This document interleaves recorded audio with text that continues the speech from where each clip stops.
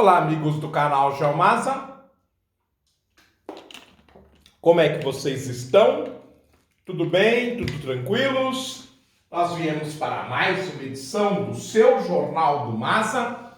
Para tanto, nós vamos utilizar o estado de São Paulo desta quinta-feira, 8 de julho de 2021, edição 46.650, que nós iniciamos na página A16, uma reportagem triste sobre o falecimento, na verdade, o assassinato do presidente do Haiti, provavelmente numa emboscada feita por mercenários estrangeiros próximos ao aeroporto internacional Toussaint-Louverture. E, para tanto, nós vamos utilizar a reportagem Assassinato de Presidente mergulha Haiti em crise e amplia instabilidade. No país mais pobre do Ocidente, um dos mais pobres do mundo, a democracia tenta se firmar desde 1990, mas na prática só tem colecionado dissabores.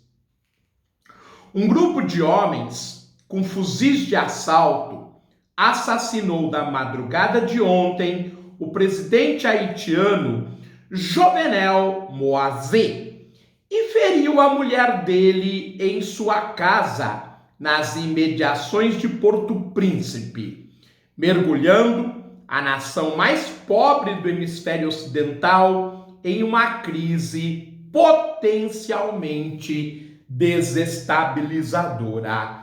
No programa anterior, nós vimos que o país foi uma ditadura desde o início de sua história e, sobretudo, no século XX. Tanto que nós estávamos fazendo 3 razões para a tragédia haitiana. A primeira razão, histórico de violência política, nós contamos essa história eterna de ditadura dentro do país. A segunda razão, terremoto, cólera e corrupção. Quando um terremoto arrasou grande parte do país em 2010, seguido por um surto de cólera, o desastre foi visto como uma oportunidade para ressuscitar a infraestrutura e começar do zero. Mais de 9 bilhões de dólares em assistência humanitária foram distribuídos, apoiados por mais 2 bilhões de dólares em suprimentos de petróleo barato e empréstimo da então poderosa aliada à Venezuela. Naquela época, o barril de petróleo tinha um valor superior a 100 dólares. Por isso, a economia da Venezuela e o presidente Hugo Chávez eram referências no continente. Mas o dinheiro não colocou o Haiti em um novo caminho. Michel Martelly, que se tornou presidente em 2011, foi acusado de corrupção generalizada e má gestão de fundos destinados à reconstrução. Ou seja, trocando em miúdos, o Martelly desviava o dinheiro das doações internas e externas. Relatórios de auditores, nomeados por tribunais haitianos, revelaram que grande parte da ajuda da Venezuela foi desviada. Antes de entrar na política, o presidente Moïse, então um exportador de frutas, foi acusado, em um dos relatórios, de estar envolvido em um esquema para desviar fundos destinados a reparos de estradas. Parece que esse problema não é só do Brasil. Ele é também marcante do Haiti. E onde há fumaça, há fogo. Se Moazê foi acusado, é porque quem o acusou, e se eu estou falando, sabia que algo inidôneo estava acontecendo. Terceiro motivo, haitianos protestam. Nos anos que se seguiram, o aumento da criminalidade e da corrupção levaram a protesto de haitianos cansados do governo de Martelly, que exigiam sua renúncia, mas ele se manteve no cargo até o fim do mandato. Moazé assumiu a presidência 14 meses após as eleições de 2015, depois de um tribunal eleitoral não encontrar provas de irregularidades, enfrentando a acusação de desvio de verba da ajuda venezuelana. Ao longo dos anos, Moazé usou seu controle do sistema judicial para rejeitar as acusações e minar a oposição. O resultado foi um governo que ficou completamente estagnado no início de 2020, enquanto o país enfrentava a pandemia de Covid-19. Moazé insistiu em permanecer no poder após o que seria o fim de seu mandato e começou a governar por decretos, minando ainda mais a legitimidade de seu governo. E os protestos contra ele se intensificaram.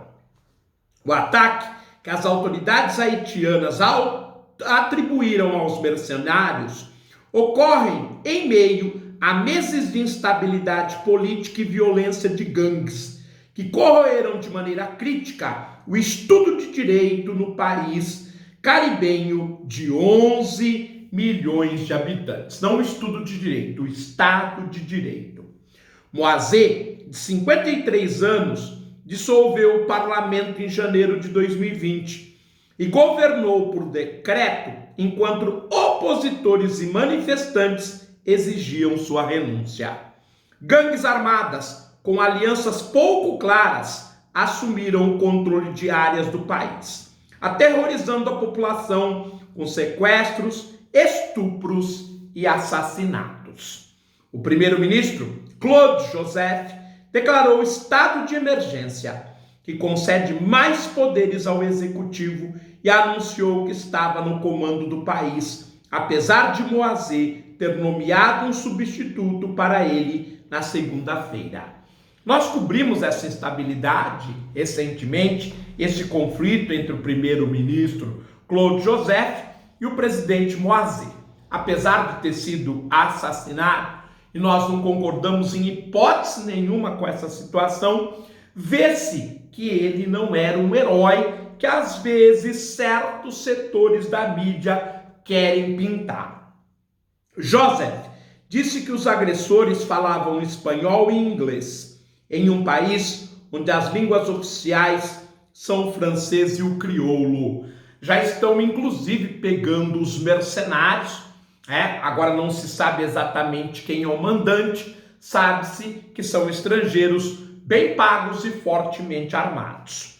O embaixador do Haiti em Washington, Bochit Edmond, disse que os assassinos eram mercenários profissionais que se fizeram passar por agentes do Departamento Antidrogas dos Estados Unidos, o DEA, e possivelmente fugiram do país por terra pela vizinha República Dominicana. Lembrando que os dois países compartilham a ilha Hispaniola ou Espanhola. O Haiti na parte ocidental, a República Dominicana na parte oriental. Pois o aeroporto estava fechado.